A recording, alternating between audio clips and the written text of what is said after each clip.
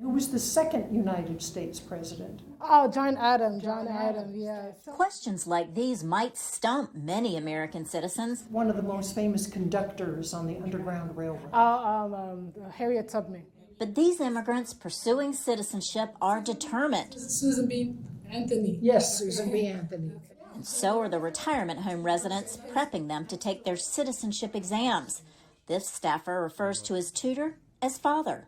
What do we call the first 10 amendments to the Constitution? The Bill of Rights. My father asked me a lot of questions. Even the question, some of them is not in the book, but he also asking me and then giving the answer. So I have to keep it in my mind. The people who live at Goodwin House in Northern Virginia are doing more than just tutoring the migrants who work there. When residents learned that the $725 filing cost for citizenship was prohibitive,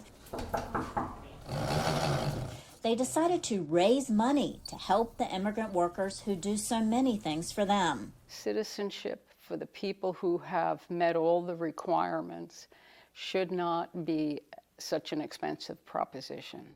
In 2018, resident Rita Siebenaler launched the program whereby residents would pay the cost for migrant staffers to file citizenship papers. So we put out the word, and through a combination of resident donations and staff donations, we had about $40,000 in 2 weeks. It took us a little time to convince staff that this was real and that they should consider it. But after the first few people applied for the citizenship grant and then studied for the exam and got their citizenship, it was just like wildfire. Hello, Ms. Jason. Good morning to you. Hello, ma'am. Good morning. How are you? Maribel Karen Seha is the dining services manager at Goodwin House.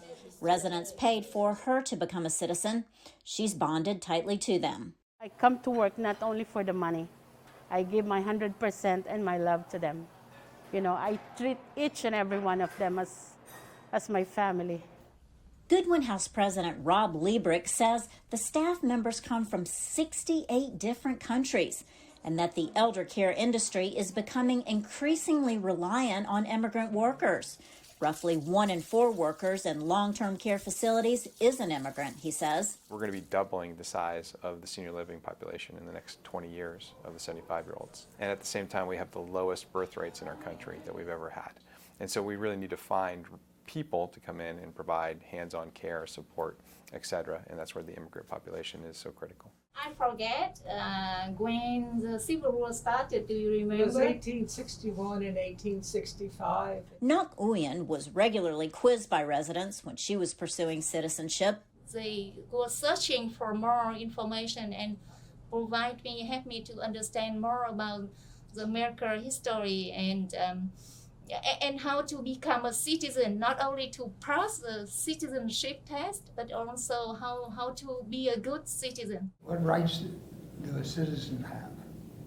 To vote. 90 immigrant staffers at Goodwin House have engaged in the citizenship grant process, forging friendships with their older teachers along the way. Which state has the most people? California. California. Okay. Laurel Bowman, VOA News, Alexandria, Virginia.